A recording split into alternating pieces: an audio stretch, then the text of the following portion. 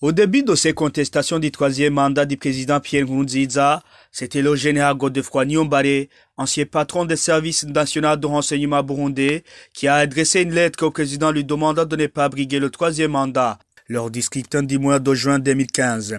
Dans quelques jours, le président burundais l'a limogé dans ses fonctions. Dans le camp du parti présidentiel au sein des DFDD toujours, les frondeurs demandent que le candidat du parti au pouvoir présidentiel soit élu du vote secret parmi une multitude de candidats lors du congrès qui était prévu le 11 avril. Bien de cadres du parti en ont assez avec le déficit du débat contradictoire à la permanence nationale du parti.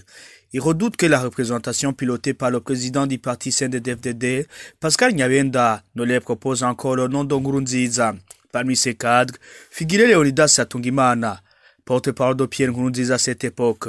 Il était aussi à la tête de ce mouvement des frondeurs, disant que la lettre des anti-troisième mandat n'aura été qu'un clin d'œil pour une sortie honorable de Nkurunziza. Au pouvoir depuis 2005, ne se présentera pas comme candidat. Lors d'un point de presse, Vital Shimirimana, délégué général du Forum pour le renforcement de la société civile FOSC, s'exprimant au don de ces organisations, a montré noir si blanc que les lois en vigueur au Burundi sont formelles, que ni n'a le droit d'exercer plus de demandes successives au sommet de l'État comme c'est explicité dans la Constitution du 18 mars 2005. Elle-même, inspirée de l'accord de Arusha pour la paix et la réconciliation des Burundais.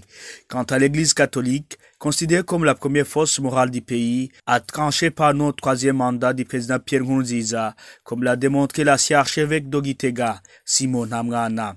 Malgré tous ces sonnettes d'alarme, le président Pierre Nkurunziza a été désigné dans un congrès de son parti comme candidat à l'élection présidentielle pour le troisième mandat et l'opposition appelle aussitôt en date du 26 avril à manifester contre cette candidature de Nkurunziza qu'elle jugeait anticonstitutionnelle. Vital Shimirimana, délégué du général de la FOSC, a appelé les habitants de Bujumbura à venir manifester contre le troisième mandat du président Pierre Nkurunziza.